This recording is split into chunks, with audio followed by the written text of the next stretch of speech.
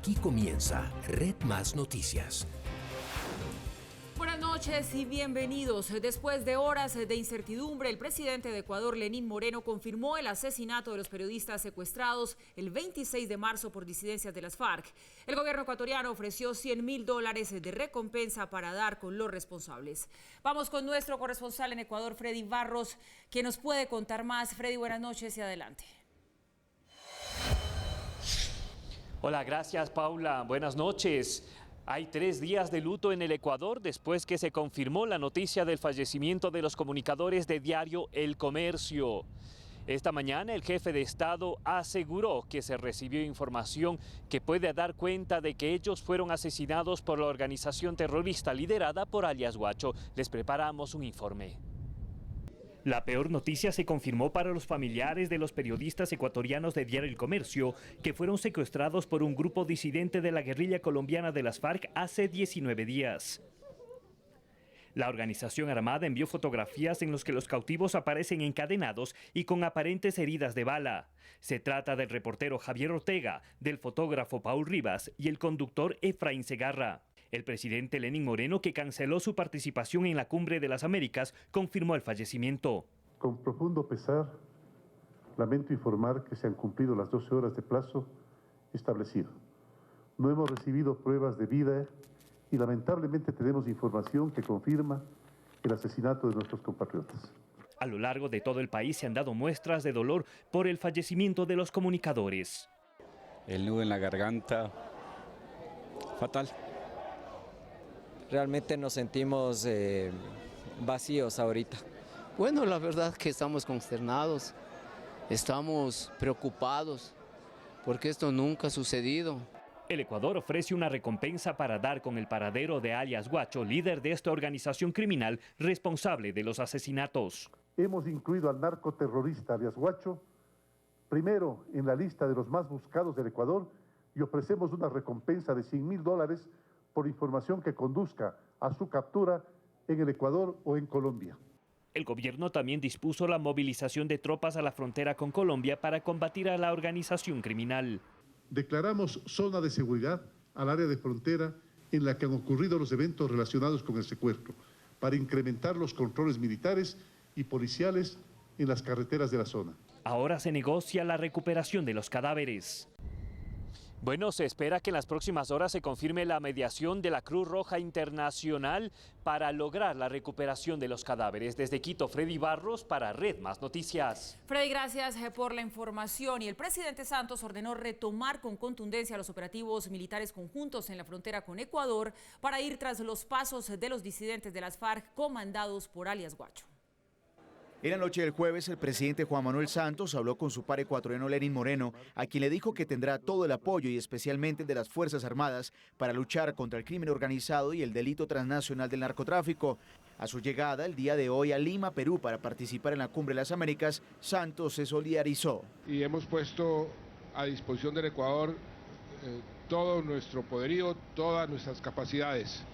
Inclusive esta mañana le di instrucciones al ministro de Defensa para que se trasladara al Ecuador. En Quito se desarrolló una reunión ministerial con la participación de los ministros de Defensa de Ecuador y de Colombia. También estuvieron presentes el general Alberto José Mejía, comandante general del Ejército de Colombia, y el general Jorge Nieto, director general de la Policía. Ya comenzamos las operaciones del lado colombiano como comenzaron las operaciones del lado ecuatoriano. Este hecho se produjo en el Ecuador. Santos confirmó que en días pasados los operativos fueron reducidos, pero que ahora han reaccionado con toda intensidad. Esta es una lucha que tiene que continuar.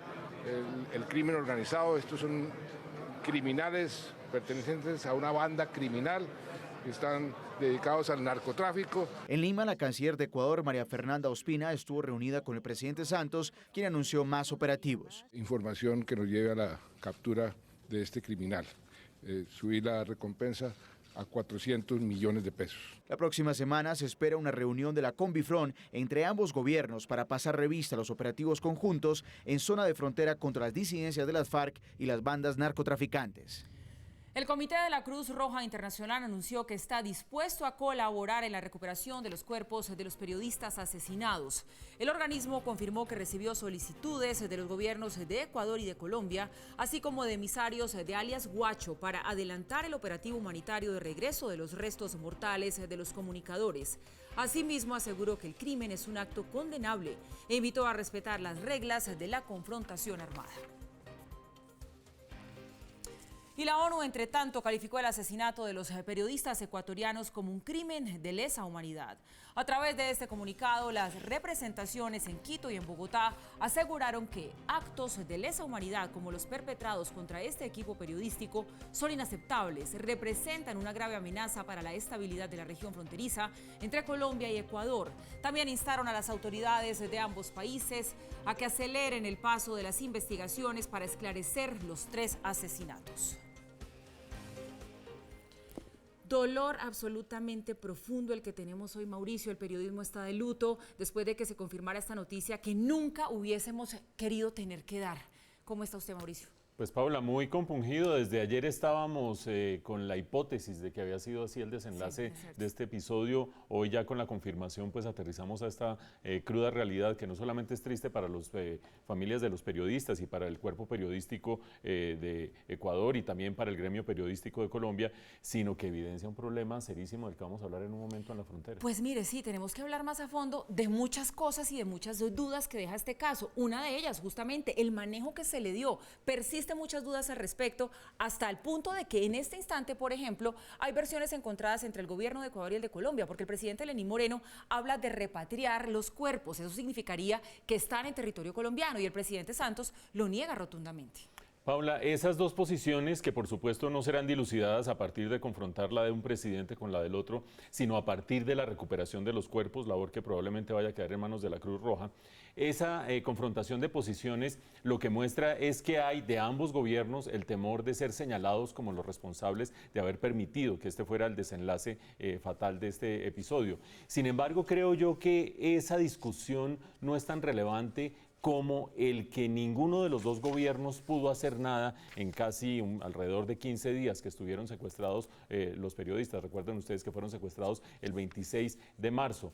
¿Y por qué digo que no pudieron hacer nada? No solamente porque les fue reclamada por la comunidad tanto ecuatoriana como colombiana, el gremio periodístico, los distintos interesados, la opinión pública, que por favor hicieran algo, y no se llegó a ningún feliz desenlace ni ningún feliz acontecimiento, sino que fuera de eso, esto demuestra que en la zona fronteriza hay algo que ha ido mutando a lo largo de los meses y que vale la pena reflexionar sobre ello. Recuerden ustedes cuando nosotros empezamos a hablar de disidencias de las FARC, sencillamente se trataba de 400 o 450 personas que no habían querido acogerse a los acuerdos de paz. De eso hablábamos hace más o menos hace año y medio. Después empezamos a hablar de distintas regiones del país, básicamente el suroccidente del país, el nororiente y el Urabá antioqueño, donde la lucha por las rutas del narcotráfico había generado una nueva guerra. El país en paz, hipotéticamente, pero 3 guerras regionales focalizadas y muy fuertes a raíz o alrededor del narcotráfico. Y ahora pasamos a un nuevo capítulo, en que esta banda, liderada por alias Guacho, que es banda por un lado, pero por otro lado, el Frente Oliver Sinisterra, disidente de las FARC, pero frente en pie de guerra, es una amenaza para el Estado, y no solo para un Estado, sino para 2 estados, para el Estado de Ecuador y para el Estado colombiano. De manera que ustedes tengan presente, este Frente Oliver Sinisterra ha hecho 3 atentados sangrientos con bombas en los últimos 3 meses, en los primeros 3 meses de este año, ha sido responsable de la muerte de estos 3 periodistas, y fuera de eso ha sido prácticamente impenetrable por parte de los 2 gobiernos. Fuera de la muerte de los periodistas, que nos duele profundamente como colegas de gremio y como personas, lo más revelador es que tenemos un nuevo frente de guerra totalmente organizado como amenaza de 2 estados, y hacia ahí ha ido derivando el posconflicto y la paz. Totalmente organizado, Mauricio, que claramente no está jugando. Y 17 días después del secuestro de los 3 periodistas del diario El Comercio de Ecuador, Red Más Noticias reconstruye cómo ocurrió este fatídico plagio. El 26 de marzo fue el día en el que el equipo periodístico del diario El Comercio de Ecuador dejó este hotel en San Lorenzo a las 7 de la mañana y tomó una ruta de 20 minutos hasta Mataje, Esmeraldas, zona selvática y fronteriza entre Ecuador y Colombia.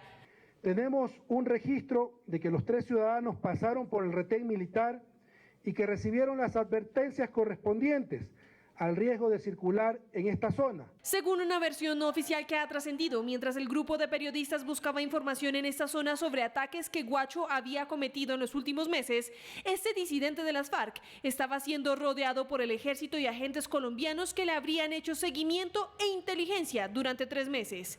En la frontera selvática, Guacho se habría percatado de la cercanía de los agentes, que según dicen algunas fuentes, estaban a pocos metros de capturarlo. En cuestión de minutos, huyó con algunos de sus secuaces que le siguieron en ritmo frontera adentro. Incluso se habla que se alejó del cerco herido en medio de la selva. En ese escape acelerado, encontró a los 3 periodistas y decidió retenerlos para que cesara la persecución, sabiendo que de por medio tenía la vida de 3 civiles extranjeros. Solo hasta el 3 de abril se conoció la primera y única prueba de supervivencia. Ellos lo único que quieren es el intercambio de sus 3 detenidos en Ecuador por nuestras vidas. Esta semana se conoció un primer comunicado de los disidentes del Frente Oliver Sinisterra, donde dijeron haber asesinado a los periodistas por supuestas acciones militares de Ecuador y Colombia para rescatarlos. Hoy se confirmó su fallecimiento. Y en medio de la incertidumbre de las últimas horas antes de cualquier confirmación, el jefe de Estado ecuatoriano, Lenín Moreno, ofreció una rueda de prensa en la que dio un ultimátum a los disidentes de las FARC que tenían a los secuestrados. A partir de ese momento, la tensión se hizo más fuerte. Anoche, luego del inconformismo que dejó la rueda de prensa de César Navas, ministro del Interior de Ecuador, al afirmar que las fotografías de los 3 secuestrados no eran concluyentes, reporteros que estaban en el lugar reflejaron su indignación. ¡Que vuelvan ya! ¡Nos faltan 3! Los reproches continuaron. Horas antes, en Perú, la canciller ecuatoriana María Fernanda Espinosa fue captada llorando al finalizar una reunión con los familiares de los secuestrados en Perú. La tensión aumentó cuando el jefe de Estado de Ecuador, Lenín Moreno, tras su llegada a Perú por la Cumbre de las Américas, comunicó en su cuenta de Twitter que había decidido retornar inmediatamente a su país por la situación crítica que estaban viviendo. Horas más tarde, dio el ultimátum. Doy un plazo de 12 horas a estos narcos para que nos entreguen la prueba de la existencia de nuestros compatriotas. La verificación de autenticidad de las fotos de los 3 cadáveres continuaba en vilo. Si bien es cierto, manifiestan que una enorme porcentualidad pueden ser certeras, también no dan la contundencia que ustedes entenderán no puede tener una fotografía. En ese momento, un periodista cuestionó al presidente Moreno. No hay pruebas, hay fotografías. Pero estas fotografías son claras, señor presidente. ¿Usted qué garantías dará para que nos vuelvan? Si están claras las fotografías. Mire, señor, nosotros necesitamos ese plazo por lo menos para empezar a tomar las acciones. ¡Por Efraín! ¡Nadie se cansa! Y mientras tanto, civiles hicieron un plantón frente al Palacio Presidencial de Ecuador exigiendo información y justicia. Y en un acto de vigilia esperaban despertar de esta pesadilla contra la libertad de prensa. Y a esta hora nos enlazamos con Claudia Roura, conductora del programa Políticamente Correcto de Ecuavisa, quien nos atiende justamente desde allí, desde el vecino país. Claudia, no le puedo decir buenas noches. La verdad, todos nuestros sentimientos de condolencia, de solidaridad. Créanos que sentimos tanto como ustedes esta terrible noticia. Gracias por estar con nosotros. Paula, muchísimas gracias por esta llamada y muchísimas gracias por tus palabras. Bueno, ha sido Claudia, un día nosotros... muy triste para nosotros. Lo es, sin lugar a dudas lo es, y para todos los que trabajamos en este bello oficio del periodismo. Le quería preguntar por cómo están los ánimos en las últimas horas en lo que tiene que ver con el presidente Lenín Moreno, porque justo antes de enlazarnos con usted estábamos contextualizando a nuestros televidentes acerca de esa rueda de prensa que él ofreció, donde todavía no confirmaba que habían sido asesinados los periodistas, y la verdad quienes estaban allí en esa rueda de prensa pues fueron muy fuertes con el presidente. La FLIP, que es la Fundación para la Libertad de Prensa aquí en Colombia, por ejemplo, ha condenado el actuar de los dos gobiernos. ¿Cómo están las cosas en lo que tiene que ver con esa percepción ante lo que hizo o dejó de hacer el presidente Lenín Moreno? Los ánimos acá en Ecuador primero es de mucha tristeza y por otro lado también de mucha indignación y mucha zozobra. Como periodistas tuvimos que dar la noticia que no queríamos. Los periodistas no tenemos por qué ser parte de la noticia. Si es que somos parte de una noticia significa que algo está mal. El presidente en sus declaraciones hoy en la mañana dijo que ofrecía incluso disculpas si es que se había cometido algún error. Es algo que nosotros lo veníamos criticando con las actuaciones del ministro del Interior, César Navas, quien dijo hace pocos días que no estaban negociando. Entonces no entendíamos cuál era la estrategia para liberar a los 3 periodistas, lo cual creó muchas críticas dentro de acá de los periodistas. Y con las declaraciones de Lenín Moreno al decir que hicieron lo suficiente, y luego de su rueda de prensa el coronel Vinuesa explicó cuál había sido el proceso, nos explicaron cuáles habían sido las comunicaciones, los videos que habían mandado y todo, pero nos queda una amargura de saber que quizás no hicieron lo suficiente. Y es evidente porque nos faltan 3 y nos van a faltar 3 por mucho tiempo, por siempre. Claudia, la saluda Mauricio Reina. Usted acaba de explicarnos claramente la percepción de la comunidad periodística, pero en general de la opinión pública, acerca de lo que hizo o dejó de hacer el gobierno de Lenín Moreno. Pero le quiero preguntar la otra cara de la moneda. ¿Cómo es la percepción de la opinión pública el día de hoy acerca de lo que viene sucediendo del otro lado de la frontera, en Colombia? Porque si bien alias Guacho nació en Esmeraldas, en la provincia de Esmeraldas, el fenómeno del narcotráfico y el fenómeno de las disidencias de las FARC vienen de Colombia. ¿Cómo están percibiendo ustedes ese problema que viene del otro lado de la frontera? Yo creo que la ciudadanía en general está bastante indignada. Sabemos que esto son secuelas de un conflicto que no es nuestro. Ecuador siempre ha sido un país de paz. Quizás no es nuevo que los narcotraficantes o la narcoguerrilla estén muy cerca de Ecuador, pero lo que sí es nuevo es que nos empiecen a atacar. Han sido 10 ataques desde el 27 de enero acá, que no solamente dejaron 3 periodistas secuestrados y asesinados, también tenemos 4 militares que ya fallecieron y tenemos algunos que resultaron heridos. En la zona de Esmeraldas, en San Lorenzo, existe mucho temor. Mucha gente ya ha dejado sus casas, porque además estamos viendo que va a haber una ofensiva por parte del gobierno de Ecuador y de Colombia. Entonces la gente sí vive una indignación. Y lo que esperamos todos es que Ecuador vuelva a ser un país de paz, que quizás logren capturar a alias Guacho, pero realmente que logremos vigilar las fronteras para que esto no vuelva a ocurrir, porque lo que nos queda es que quizás esta gente va a seguir haciendo más atentados, más secuestros y todo. Entonces empezamos a vivir un estado de terror que quizás nunca lo hemos vivido. Esta guerra psicológica a nosotros como periodistas, a la ciudadanía, a los familiares, es muy dura lo que estamos viviendo ahora. Claudia, justamente sobre eso le quería preguntar, ¿queda la prensa de su país con miedo de hablar, de denunciar, de investigar? La verdad, desde que empezó Lenín Moreno el gobierno, los periodistas nos hemos sentido mucho más libres de hablar y de hacer investigaciones y todo.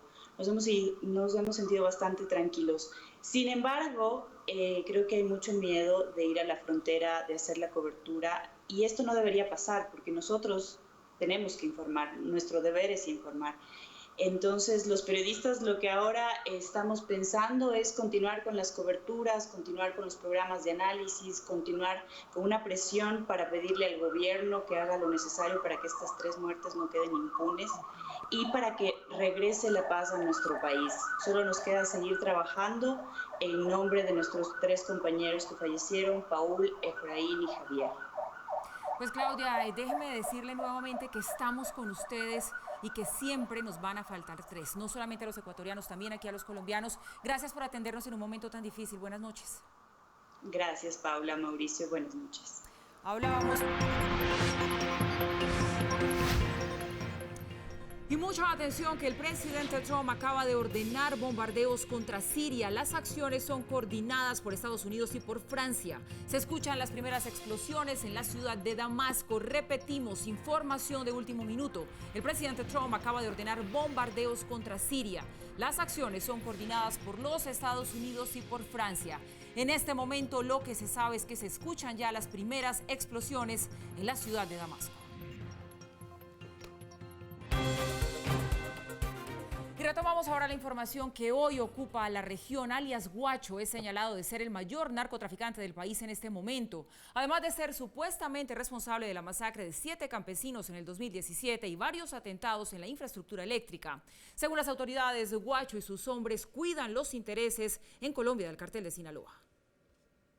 Walter Patricio Arizala, o alias Guacho, hoy un temible disidente de la guerrilla de las FARC y además narcotraficante a nivel internacional, pasó de ser un simple comerciante ecuatoriano a uno de los hombres más buscados por todas las fuerzas militares de Colombia y Ecuador. Guacho, quien era un guerrillero raso de perfil bajo, inició su carrera en la guerrilla de las FARC a mediados del 2007, cuando fue reclutado para engrosar las filas de la columna móvil Daniel Aldana, de la entonces guerrilla de las FARC. Con 26 años de edad está altamente vinculado al mundo del narcotráfico. Para finales del 2016, cuando el proceso de paz estaba a punto de finiquitarse, Guacho, que ya manejaba el negocio del narcotráfico, junto con los guerrilleros que lo acompañaban, tomaron la decisión de apartarse de las FARC e iniciar su propio grupo subversivo, al que bautizaron como el Frente Oliver Sinisterra. Desde hace ya meses el gobierno colombiano lo declaró objetivo de alto valor militar y hay sobre él una operación que nosotros esperamos sea concluyente. Llegó la hora de terminar con la actividad criminal de Guacho. Al separarse completamente de la línea política de las FARC, Guacho empezó a demostrar su poderío. El 5 de octubre del 2017, integrantes de su grupo terrorista masacraron a 7 campesinos en Tumaco. Recientemente volaron una torre eléctrica que dejó por energía sin varias horas al mismo municipio. Es simplemente un bandido con algunos recursos provenientes del narcotráfico. Al consolidarse como el máximo terrorista y narcotraficante del sur del país, Guacho además tomó total control sobre la zona con más cultivos de coca en el mundo y las denominadas rutas del narcotráfico. Esta estructura, y hoy ha quedado confirmado, está al servicio del cartel de Sinaloa. Guacho ya es una organización criminal de más de 300 hombres. Según un informe de Inside Crime, los grupos disidentes de las FARC, como el denominado Frente Oliver Sinisterra al mando de Guacho y el Frente Primero al mando de alias Gentil Duarte, estarían buscando una alianza para fortalecerse y conformar un nuevo grupo armado de unos 1.500 hombres. Las incursiones de las FARC en la frontera con Colombia han tenido varios episodios que han provocado crisis diplomáticas entre los gobiernos de ambos países. Pese a que desde finales de los 90 Colombia denunció que el grupo guerrillero tenía instalado un campamento para 150 de sus hombres en Sucumbíos, Ecuador, fue solo hasta 2003 cuando Luis Edgar Devia Silva, alias Raúl Reyes, se instaló en Putumayo, cerca de la frontera. Allí recibía a otros militantes de las FARC como Rodrigo Granda y Juvenal Ovidio Ricardo Palmera Pineda, alias Simón Trinidad. Este último fue detenido en Quito en enero de 2004 y deportado a Colombia, desde donde fue extraditado a Estados Unidos. Un año después, las FARC perpetraron uno de los ataques más sangrientos en la zona fronteriza. Ocurrió en la base militar de Teteyé a mediados de 2005, que dejó más de 20 uniformados muertos. Pero el capítulo más tenso ocurrió el 1 de marzo de 2008, en una zona selvática ecuatoriana en cercanías a Santa Rosa de Yanamaru, en la provincia ecuatoriana de Sucumbíos. Ese día, y como parte de la Operación Fénix, la Fuerza Aérea de Colombia bombardeó un campamento de las FARC que dejó 22 personas muertas, entre ellas Raúl Reyes. Ese operativo causó una crisis entre los mandatarios de esa época, Álvaro Uribe Vélez de Colombia y Rafael Correa de Ecuador, quienes protagonizaron un rifirrafe durante la cumbre de Río celebrada ese año. En marzo de 2008, el gobierno de Correa presentó una demanda ante la Corte Internacional de Justicia de La Haya por las fumigaciones aéreas que Colombia realizó entre 2000 y 2007 en su frontera y que, a juicio de Quito, afectaron su territorio. Desde que Lenín Moreno asumió la presidencia de Ecuador, han ocurrido varios incidentes en la provincia de Esmeraldas, los cuales son atribuidos a grupos al mando de Walter Patricio Arizala Bernaza, conocido como alias Guacho. Los candidatos a la presidencia se pronunciaron sobre este lamentable hecho de la muerte de los 3 periodistas asesinados en el Ecuador. El aspirante Gustavo Petro no se ha referido al tema. Un hecho lamentable y doloroso. Aprovecho esta oportunidad para expresarle a los familiares de los periodistas mi solidaridad. Realmente es un hecho abominable, absolutamente repudiable. Todos debemos solidarizarnos para condenar este hecho. Han pasado 7 meses y no lo han capturado. Esa desidia fue lo que dio lugar a que siga delinquiendo y haya sido el autor de estos asesinatos. No hay derecho que a nadie asesinen a un periodista ecuatoriano, y necesitamos toda la capacidad de nuestra fuerza pública, ojalá articulada con la fuerza pública del Ecuador, persigan a estas personas y los pongan donde tienen que estar. Es un dolor que asesinen a personas, que asesinen periodistas, y es un dolor por nuestro país porque nosotros no nos merecemos eso. La Fundación para la Libertad de Prensa y Reporteros Sin Fronteras alertaron sobre algunos riesgos que se pueden presentar al no saber el territorio donde ocurrieron los hechos, así como la situación que dio lugar al asesinato de los 3 periodistas en Ecuador.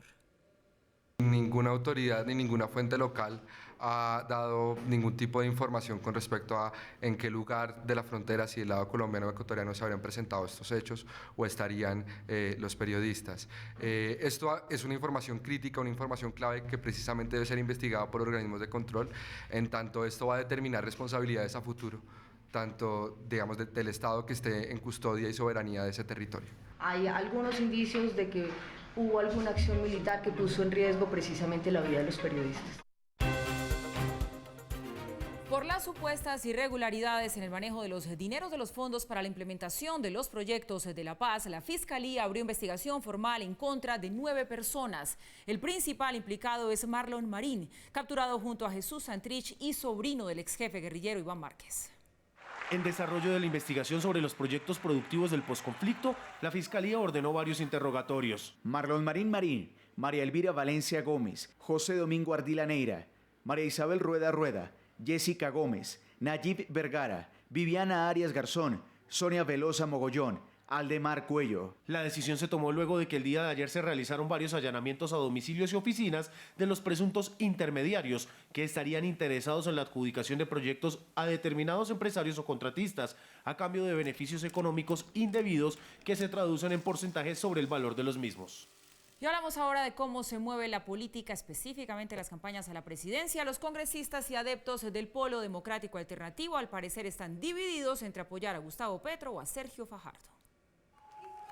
Cuando Jorge Robledo tenía aspiraciones a la presidencia, el Polo Alternativo Democrático estaba unido y robusto. Unánimemente decidieron apoyar a Fajardo por medio de lo que se denominó la Coalición Colombia. Sin embargo, ahora los adeptos al Partido Amarillo se van desintegrando. Hay muchos sectores apoyando a Petro, que por lo tanto se debe dar libertad a esos sectores. Casi que podría decirse que apostaron al que va liderando las encuestas. Antes era Fajardo y ahora Petro. Es muy difícil que habiendo un sector tan significativo de dirigentes políticos del Polo que quiere esa opción, se le niegue y se le intente imponer una alternativa distinta. Robledo no pierde la fe de que su partido se una y solo apoyen a uno, a Fajardo. En últimas, porque el Comité Ejecutivo Nacional ha tomado siempre conjuntamente las decisiones. Nadie, ni siquiera algunos de los que firmaron esa carta, se opusieron nunca a todas esas decisiones, a todas las decisiones que tienen que ver con la Coalición Colombia. Es que la palabra debe ser de oro. Lo que sí es cierto es que son más de 32 los miembros del Comité Ejecutivo y solo 8 apoyan a Petro, según la carta que circula con firmas de respaldo. Y jurídicamente sería inviable por el artículo que contempla la prohibición a la doble militancia.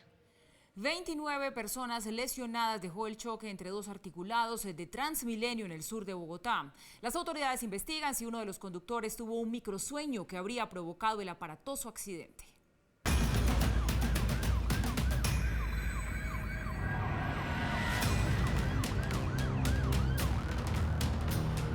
El hecho ocurrió a las 5:37 de la mañana en la avenida Caracas con calle 28 Sur, cuando un bus articulado que transitaba de norte a sur con rumbo al portal Usme estrelló por detrás a otro vehículo que dejaba pasajeros en la estación Olaya. En el video de una cámara de seguridad se observa como un pasajero sale expulsado por el panorámico de uno de los buses. 30 personas fueron valoradas, 29 personas trasladadas. La Secretaría de Salud atendió a 10 mujeres, entre ellas a una madre gestante, y a 19 hombres, entre ellos 2 adultos mayores de 60 años. Todos los pacientes se encuentran estables. La mayoría son traumas de miembro inferior, miembro superior, trauma costal y unas lesiones cervicales. Unidades del Cuerpo de Bomberos de Bogotá rescataron a uno de los conductores, quien resultó atrapado en las latas retorcidas del articulado. Según testigos, el hombre habría sufrido un microsueño. 6 minutos llegó la primera ambulancia al sitio después de activado. 26 ambulancias participaron en la atención del incidente. El CTI de la Fiscalía y Transmilenio aperturaron investigaciones para establecer las causas del accidente.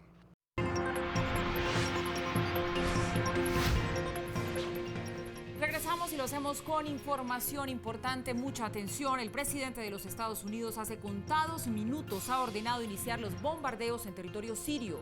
Se espera conferencia de prensa en el Pentágono también en breves minutos. De acuerdo con testigos, hay varias explosiones en Damasco. Esta acción hace parte de los avisos que el mandatario estadounidense ha adelantado durante la semana sobre la respuesta de los Estados Unidos respecto al presunto ataque químico en la región de Duma. En las últimas horas, el mandatario no confirmaba la fecha de los ataques y ha sorprendido con este anuncio. Información de la que estamos atentos para seguirles contando cómo se desarrolla. Mauricio, por lo pronto, con lo que sabemos, con cómo están las cosas, ¿qué tan feo se puede llegar a poner esto y cuáles los efectos colaterales que podrían venir de allí? Depende justamente de los efectos colaterales que tengan los misiles que ha lanzado Donald Trump y que está por lanzar además, por ordenar su lanzamiento. Porque, Paula, digamos que cualquier ataque de un país a otro, por supuesto, genera reacciones. En este caso hay varios agravantes. Primer agravante, que se trata de lanzar misiles contra Siria, recordando ustedes y recordando nosotros que el régimen de Bashar al-Assad está apoyado por Rusia. Estados Unidos ha apoyado, por el contrario, a los disidentes, a quienes están en contra, a los opositores de Bashar al-Assad. Eso se había ido calmando desde la primavera árabe, más o menos, los disidentes se iban recogiendo, iba ganando terreno Bashar al-Assad respaldado por Rusia, y digamos que Estados Unidos había dejado que las cosas se fueran enfriando de esa manera sin intervenir.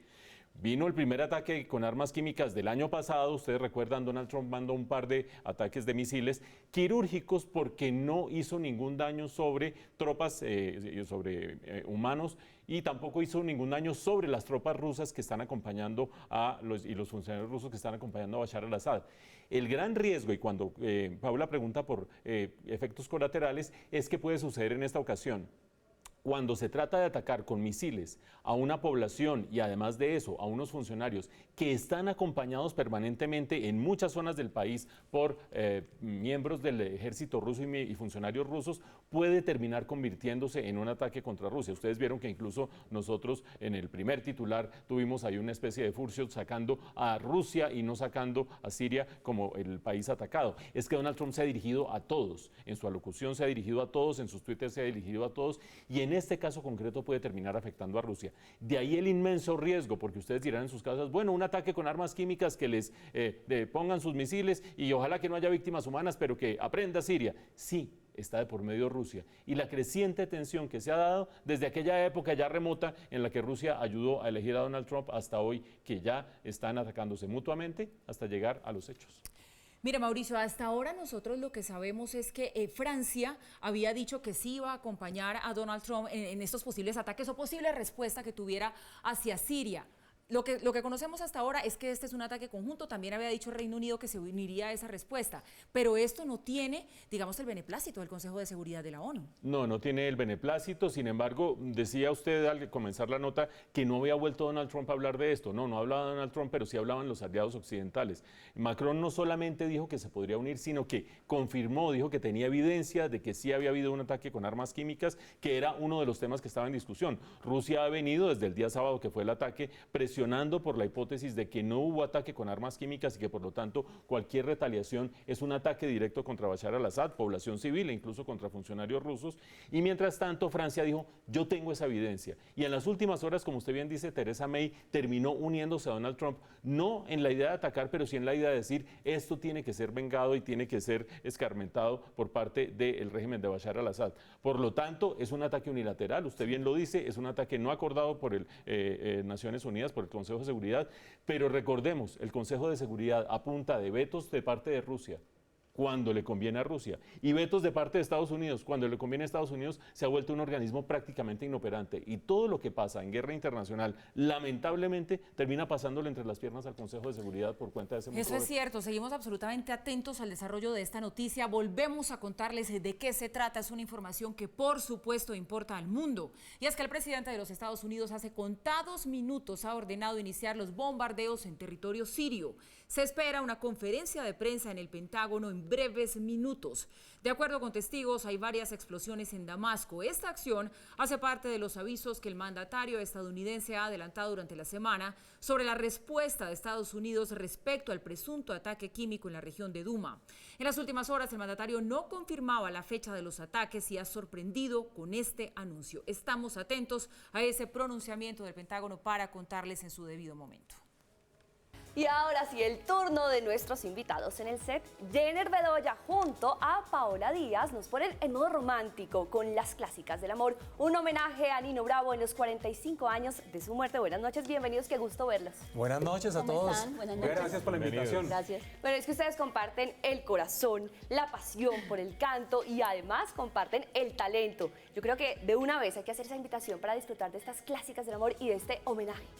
Pues claro que sí, este lunes vamos a estar con un gran concierto homenaje a Nino Bravo. Son 45 años. El lunes 16 de abril, precisamente del 73, fallece en ese accidente automovilístico Nino Bravo. Y las clásicas del amor, que cada 8 días hace conciertos, pues este lunes lo hará en homenaje, en recuerdo a uno de los grandes de la balada romántica. O sea, el repertorio es buenísimo porque nos las sabemos todas. Es que todas son buenas, no hay una mala. No hay una mala. ¿Y cómo escogieron ese repertorio? Entre tantos éxitos, tantas canciones, y me imagino yo, tanto preparativo como seleccionar y descabezar algunas canciones. Y uno puede escoger alrededor de unas 50 canciones de Nino Bravo y escogemos unas 25 que pueden ser interpretadas el próximo lunes.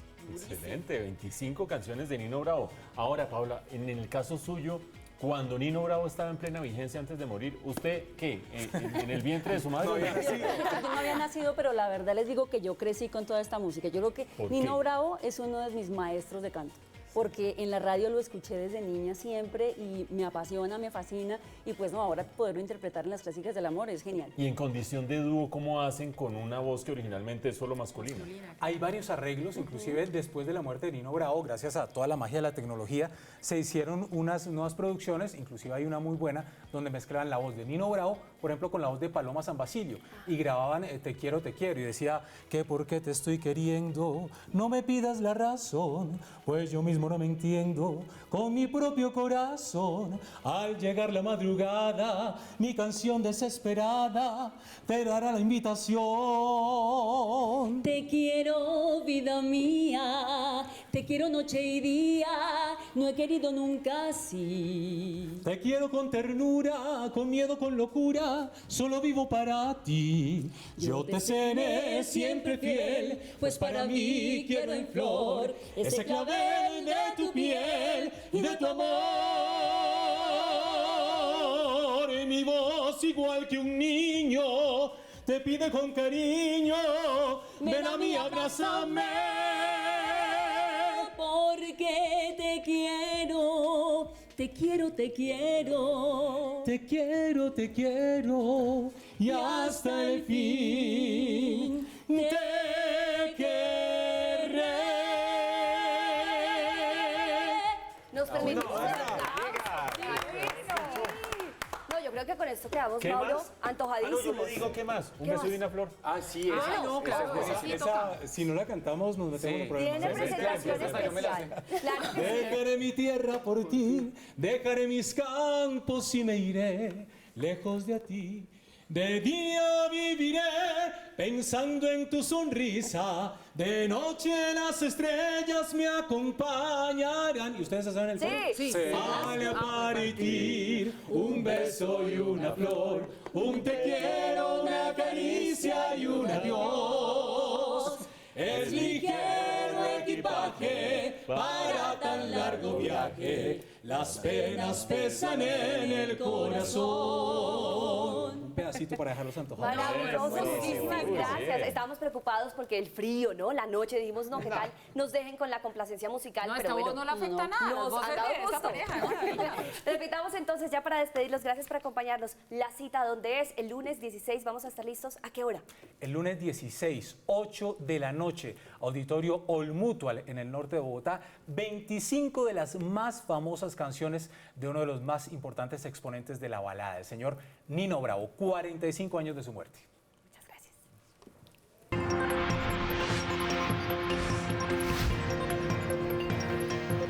Y después de este buen momento musical, tenemos que volver con información no tan amable. Tras la confirmación de Trump de adelantar ataques en territorio sirio, cuestiona a Irán y a Rusia sobre si seguirán apoyando a una nación culpable de asesinatos masivos en referencia al gobierno de Assad.